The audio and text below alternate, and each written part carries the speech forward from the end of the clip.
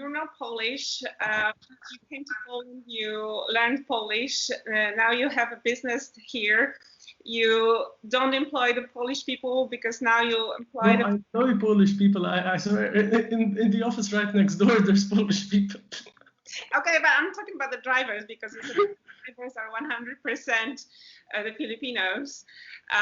So, you know, it might seem like a little bit abstract when you think about it because, you know, it's like the business is not in your country, you're not in your country, and now you're hiring people from totally different country, which is not your, you know, home country as well.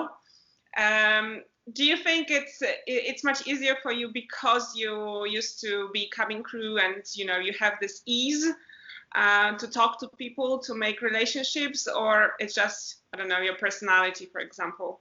Look, to be honest, we do things differently. Okay, especially when you talk with somebody else that's running another transport company here.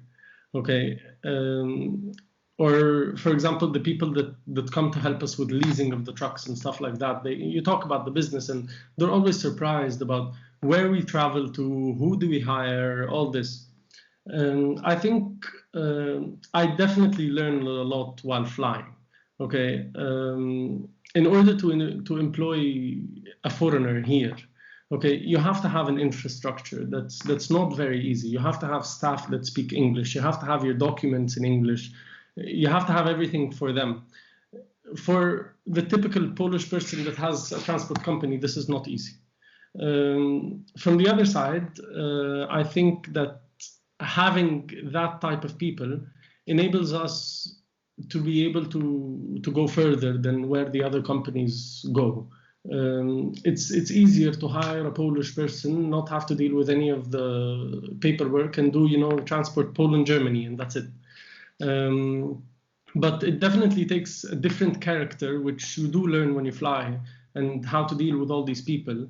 And it also relates, and it helps you because you're able to set up this foundation that, based on that, you can hire such people. On the other hand, I've been to their country, I've done the flights to them, I know more or less where they come from, how their culture is, a few words here and there, and it makes them much happier, you know. When you can tell them thank you in their language or hello in their language, they're happy with that, you know. So this is what I got out of flying, you know, how to deal with somebody like this. Okay, somebody, plus the fact that you're also a foreigner in a foreign country, they look up to you. They're like, yeah, they're happy that, you know, it's not just another person that never traveled, never saw anything hiring them. I think flying does give you that extra part that you're able to connect with somebody like this. Right. Good. So, you know, like right now during this situation, which is actually very difficult for us, not only because of COVID, but also because of the job losses, not only the sector of aviation, but others as well.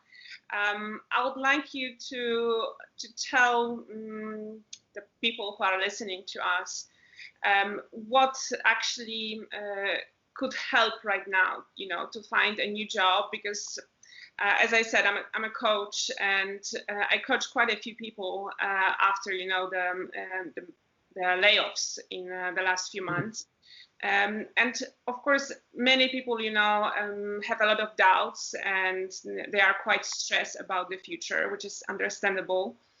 And there are some kind of, you know, limitations also in people's heads, like I cannot do this or that in my country.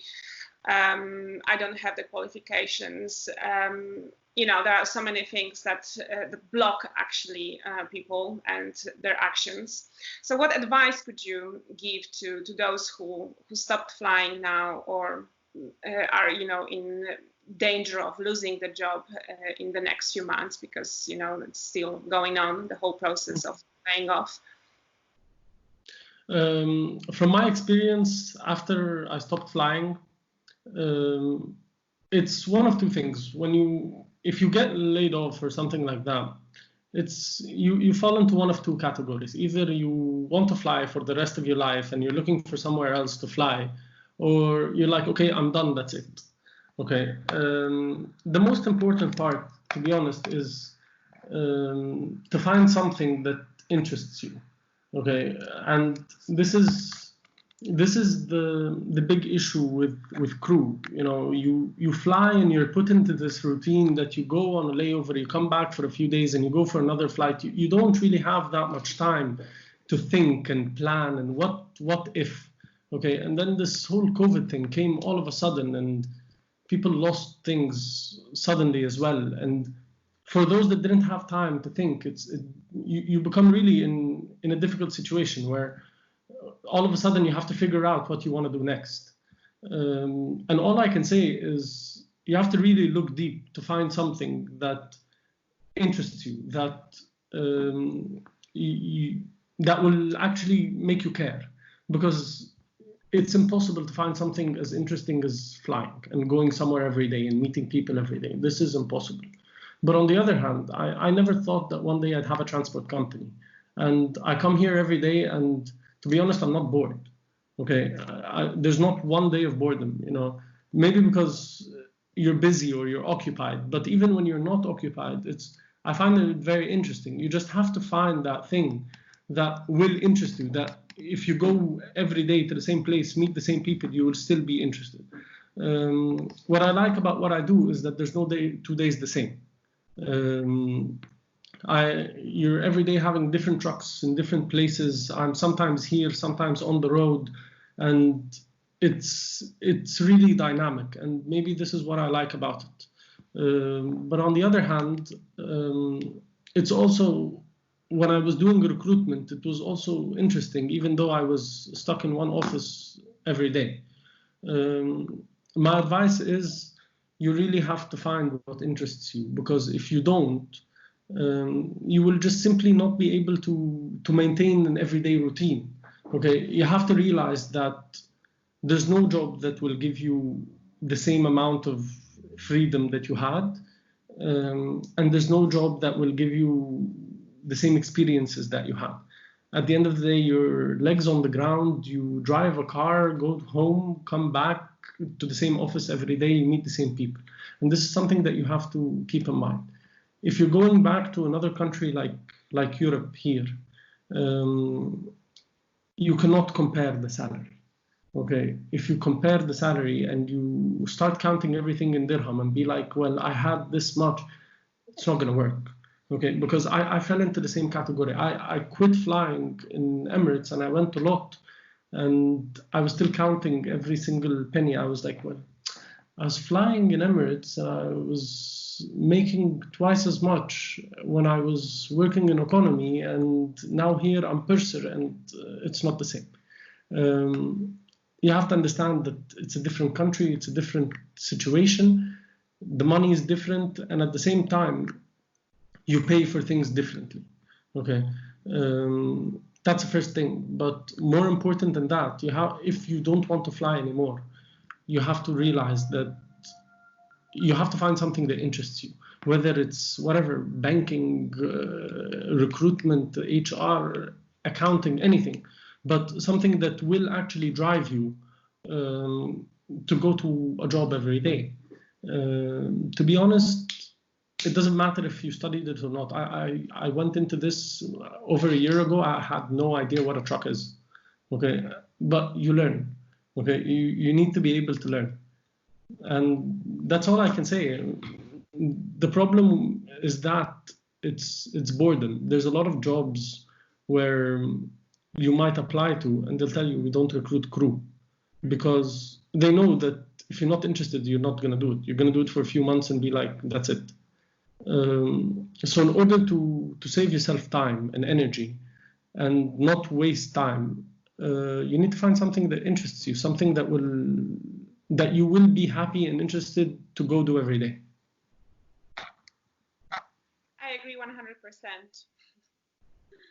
That's why I talk about the values, and I always talk about, aligning actually the job with because what you're talking about, like, you know, the interest, something that will make you, you know, stick to that job, is actually like part of the values that we have. Whatever it is, like, you know, is a big part of your life, is actually like one of your values.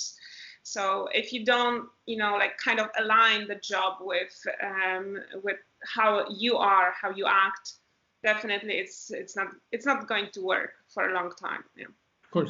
Of course. Okay, great. So that's actually all that I wanted to hear from you. I think I've asked you all the questions. Is there anything else you would like to add? No, what I can say is if I can be of help to anybody, you're always free to share my contact. I'll help anybody that needs help in any way I can. Thank you so much. Shukran. Shukran. I do zobaczenia. Do zobaczenia. Dzięki. Thanks a lot for your time.